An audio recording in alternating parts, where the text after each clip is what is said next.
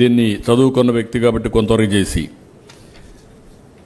ఇది కాకుండా ఇక్కడ నాకు మిమ్మల్ని ఒకటే కోరుతున్నా, వైఎస్ఆర్ కాంగ్రెస్ పార్టీకి డైరెక్ట్గా ఇండైరెక్ట్గా మనం పనులు చేసే పరిస్థితి ఏ స్థాయిలో కూడా రాకూడదు.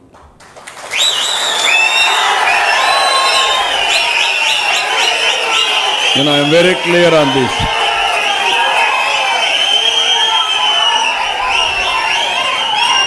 అది చేస్తే పాముకు పాలు పోసినట్టే. నేను తెప్పించుకుంటున్నా, నేను అది కూడా చెప్పేస్తున్నా. ఇక్కడ రెండోది, ఇక్కడ రెండో విషయం కూడా చెప్తున్నా మీ అందరికీ, మీలో ఒక్కొక్కరు ఒక్కొక్క పక్కన లాగకూడదు. నేను అది కూడా చెప్పేస్తున్నా. ఒక నాయకుడు ఈయన ఇష్ట ప్రకారం లాగడం, నాకు చెప్పడం, ఈడోడి చేయడం, అవి చేస్తే మాత్రం పార్టీ బలహీనపడుతుంది. ఒక లీడర్షిప్ కింద పనిచేస్తాం. ఆ లీడర్ బాధ్యత అందరికీ న్యాయం చేసే బాధ్యత, ఆయనతో ఉండే వాళ్ళకి న్యాయం చేయడం కాదు. ఆయన మీద కూడా నేను సాటిస్ఫాక్షన్ లెవెల్ తెప్పిస్తా ఎప్పటికప్పుడు. మండల పార్టీ ప్రెసిడెంట్ రేటింగ్ ఇచ్చాం, క్లస్టర్ ఇన్ఛార్జెస్ రేటింగ్ ఇచ్చాం, యూనిట్ ఇన్ఛార్జెస్కి రేటింగ్ ఇచ్చాం, బూత్ ఇన్ఛార్జెస్ కూడా రేటింగ్ ఇచ్చాం. అందులో ఏబీసీ పెట్టాం. దీనికి 45% మొన్న బూతుల్లో ఎన్ని ఓట్లు పడ్డాయో దానికి వెయిటేజ్ ఇచ్చాం. అల్టిమేట్గా ఓటు సంపాదించేవాడు విజేత, మాటలు చెప్పేవాడు కాదు. మీరు ఎన్ని ఓట్లు సంపాదిస్తున్నారు అనేదానికి టెస్ట్ ఓన్లీ ఎలక్షన్. మామూలు అప్పుడు మీరు అందరూ అదరు తిరుగుతూ ఉంటారు, సార్ మీరు గొప్పవాళ్ళు, వీరుడు, సూర్యుడు, లేకుంటే అన్నీ మీ వల్ల అయిపోతాయని. దానివల్ల వచ్చేది ఏముండదు. నాకు మీ పంచాయతీని మీరు బాగా చూసుకుంటే, మిమ్మల్ని నేను గౌరవిస్తే, శాశ్వతంగా తెలుగుదేశం పార్టీ ఉంటే ఈ రాష్ట్రం బాగుపడుతుంది, తద్వారా మీ గౌరవం పెరుగుతుంది. అదే నేను ఆశిస్తున్నా. ఏ కార్యకర్త కానీ ఏ నాయకుడు కానీ టెంపరీగా చూడొద్దండి. ఎమ్మెల్యేలు కానీ ఎంపీలు కానీ 5 ఏళ్ళు చూడొద్దండి, వన్ టైంకి చూడొద్దండి దయచేసి. మీరున్నంత వరకు మీరు ఎమ్మెల్యేలుగా ఉండాలి. మీకంటూ సమాజంలో ఒక ప్రత్యేకత రావాలి. ఒక ప్రసాదరావు గారు బ్రహ్మాండమైన ఎంపీ, థామస్ గారు ఒక బ్రహ్మాండమైన ఎమ్మెల్యే అనేది శాశ్వతంగా ముద్రపడాలి. ఆ ముద్రపడాలంటే విశ్వసనీయత అనేది ఓవర్ నైట్ రాదు. ఈ విషయం కూడా మీరు గుర్తుపెట్టుకోవాలి. మీరు చూస్తే 45 ఏళ్ళు కష్టపడ్డాను. ఇప్పుడు నాకు ఎన్నికలు లేవు, 9 నెలలు అయింది. మొన్న మీలో ఒక అచంచలమైన విశ్వాసంతో ఓట్లు వేశారు. అది చూసిన తర్వాత ఈ 9 నెలల్లో నేను ఆలోచించి, ఎన్ని పనులున్నా నేను మీతో ఉండాలి అనే ఉద్దేశంతో ఈ రోజు నుంచి ప్రారంభించా. ఎక్కడ పోయినా కార్యకర్తల్ని కలవడం నా బాధ్యత, దాంట్లో సెకండ్ థాటే లేదు. నేను గౌరవం ఇవ్వకపోతే ఎవరు మీకు గౌరవం ఇవ్వరు. నేను గౌరవం ఇవ్వడమే కాదు, నేను కొరడా తీసుకుంటే అందరూ సెట్ అయిపోతారు. డెఫినెట్గా సెకండ్ థాటే లేదు దాంట్లో. డెఫినెట్గా నేను చెప్తున్నా, మనమందరం అనుసంధానం కావాల్సిందే. సెకండ్ థాట్ లేదు. నేను కూడా చాలా మెకానిజం ఎస్టాబ్లిష్ చేస్తున్నా. నిర్ణయం చేసే మునుపు వాస్తవం ఉండాలి. మీరు నా చెవు కొరికి, ఇంకొక ఆయన ఈ పక్క కొరికి, అసలు నాకే పిచ్చబట్టి, దానికి కరెక్ట్ ఇన్ఫర్మేషన్ తెలిస్తే కరెక్ట్గా చెప్పిన తర్వాత మీరు మారకపోతే ఇంకా వేటు తప్ప వేరే మార్గాలు ఉండవు. అది నేను హామీ ఇస్తున్నా, నేను చేసి చూపిస్తా. అందుకే నేను ఒక మాట చెప్పాను, 60,000 మంది ఉన్నారు. 60,000 మంది యొక్క పర్ఫార్మెన్స్ ఎవ్రీ మంత్ అప్డేట్ చేసేస్తాం. మీకు కూడా అవకాశం ఇస్తాం, మీరు కూడా పంపించుకోవచ్చు కావాలంటే. మా వాళ్ళు, మా ఎమ్మెల్యే నా మీద రిపోర్ట్ ఇవ్వలేదు, మా ఎంపీ చెప్పడం లేదు, పార్టీ వాళ్ళు చెప్పడం అంటే ఎవ్వరు చెప్పక్కర్లేదు. మొన్న మారిగానే మీ మెంబర్షిప్ ఎట్ట చేశారో సేమ్ థింగ్ పెట్టేస్తాం. మీరు పంపించండి, అవి కూడా అనలైజ్ చేసి 360 డిగ్రీ ఎవాల్యుయేట్ చేసి ఎవ్రీ మంత్ చేసుకున్నాక అవసరమైతే మీకు కూడా పంపిస్తా 3 నెలలకు ఒకసారి. ఇది మీరు చేసిన పని, ఈ 3 నెలలు నీ ట్రాక్ రికార్డు దీన్ని పంపిస్తా.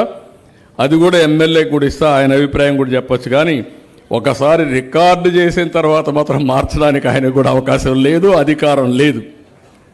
నేను నమ్మింది మిమ్మల్ని. ఈరోజు నమ్మకం కాదు, 4.5 decades, 45 సంవత్సరాల అనుబంధం ఇది. ఈ 45 సంవత్సరాల అనుబంధం శాశ్వతంగా ఉండాలని కోరుకుంటున్నాను నేను. ఆ విషయం కూడా చెప్తున్నా. అందుకే ఇక్కడికి వచ్చినప్పుడు ఇంకా కొన్ని, ఇది బిగినింగ్ మాత్రం. ఇక్కడ మీరు చూస్తే వెదురుకుప్పం లోకనాథ్ రెడ్డి ఉన్నాడు. ఇక్కడ కొంచెం వీక్గానే ఉంది. మొన్న కూడా 9.8% మెజారిటీ వచ్చింది. ఎప్పుడు వీక్గా ఉండే మండలం ఇది. కానీ 4.15 ఇంకా కష్టపడాలి. నేను అన్ని అనలైజ్ చేసిన తర్వాత చిత్తూరు నియోజకవర్గం పార్లమెంటుకి సరైన అభ్యర్థి ఎవరంటే ప్రసాదరావు గారు అని చెప్పి నేను ఆయన ఎంపిక చేశాను. అదే సమయంలో థామస్ గారిని చూసినప్పుడు 1-2 సార్లు ఇన్ఫర్మేషన్ వచ్చింది. అంత మునుపు మీరు కూడా చెప్తే అటు ఇటు ముగ్గా, నన్ను కూడా మీరు కొన్నిసార్లు అటు ఇటు తిప్పారు. దానివల్ల కొన్ని ఇబ్బందులు వచ్చాయి. థామస్ విషయం వచ్చినప్పుడు నేను ఒకటే ఆలోచించా, ఈ నియోజకవర్గంలో గెలవాలి అంటే మళ్ళా తెలుగుదేశం జెండా ఎగరేయాలంటే థామస్ ఎగరేయగలుగుతాడనే అఖండమైన అచంచలమైన విశ్వాసంతో నేను ఆయన పెట్టాను. అది ప్రూవ్ అయ్యింది. ఇక్కడ నేను మిమ్మల్ని కోరేది ఏంటంటే, ఈరోజు మనందరం కూడా గుర్తుపెట్టుకోవాల్సింది, ప్రతిపక్షంలో ఉన్నప్పుడు నేను పదే మీకు చెప్పాను, ఒక మాట చెప్పాను, మీకు అందరికి చెవుల్లో ఉంటుందిగా, రింగ్ అవుతా ఉంటుంది నేను చెప్పిన మాటలన్నీ. ముందు మారిగా నేను ఉండను, ఈసారి మీ రుణం తీర్చుకుంటానని చాలా స్పష్టంగా చెప్పాను. ఇక్కడ మీ దగ్గర నుంచి నాకు కోఆపరేషన్ అవసరం. Be clear. మళ్ళీ 2004లో 2019లో మనల్ని ఎవరు ఓడించలా, మనల్ని నేనే ఓడించుకున్నా. ఒక అబ్సెషన్తో ముందుకు పోయా. ఏంటి, ఈ రాష్ట్రాన్ని బాగు చేసేయాలి, రాత్రే బాగైపోవాలి. బాగు చేశాం. చరిత్ర మీరు చూస్తే 95 నుంచి 94 నుంచి తెలుగుదేశం పార్టీ 2004 వరకు మనం తీసుకున్న నిర్ణయాలు, అప్పుడే ఆర్థిక సంస్కరణలు వచ్చాయి, అప్పుడే ఐటీ విప్లవం వచ్చింది, అప్పుడే లేటెస్ట్ టెక్నాలజీస్ వచ్చాయి. అందులో భాగమే థామస్ కూడా. నేను బయోటెక్నాలజీ మాట్లాడితే ఆయన బయోటెక్నాలజీ తిరుపతిలో కోర్సులు పెడితే అక్కడ పోయి చదువుకొని ఎంబ్రియో టెక్నాలజీలో స్పెషలైజ్ చేసే పరిస్థితికి వచ్చాడు. అట్లా చాలామంది బాగుపడ్డారు. కానీ 2004లో తెలుగుదేశం పార్టీ ఓడిపోవడం అనేది జీర్ణించుకోలేకపోయాం. మళ్ళీ 10 సంవత్సరాలు అయింది.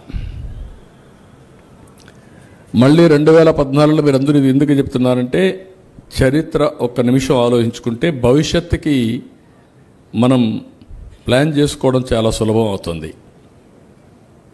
మళ్ళీ 2014 వచ్చినప్పుడు చాలా సమస్యలు వచ్చాయి, మీరు గుర్తుపెట్టుకోవాలి. ఆ సమయంలో విభజనవాదం, తెలంగాణలో మనం క్యాండిడేట్లు పెడితే మన వాళ్ళందరూ పనిచేసిన 3000 మంది ఉండేవాళ్ళు, ఓట్లకు 1000 వచ్చేటివి. అంటే అక్కడ ఎన్ని చెప్పినా కూడా మనం క్లిక్ చేయలేకపోయాం. రాజశేఖర్ రెడ్డి చనిపోయిన తర్వాత వాళ్ళు చేసిన ఎత్తులు, జిమ్మెత్తులు మనం కౌంటర్ చేయలేక వాళ్ళు క్యాండిడేట్ని పెడితే మన క్యాండిడేట్ 2వ ప్లేస్కు 3వ ప్లేస్కి వెళ్ళిపోయాడు. అన్నీ ఓడిపోయాం. 2014 ఇది పొలిటికల్ విశ్లేషణ మీకు అందరికీ. 2014లో ఏం జరిగింది? నేను ఆ రోజు 2 రాష్ట్రాల్లో తెలుగుదేశం పార్టీని కాపాడుకోవడం ఒక హిస్టారికల్ రెస్పాన్సిబిలిటీ.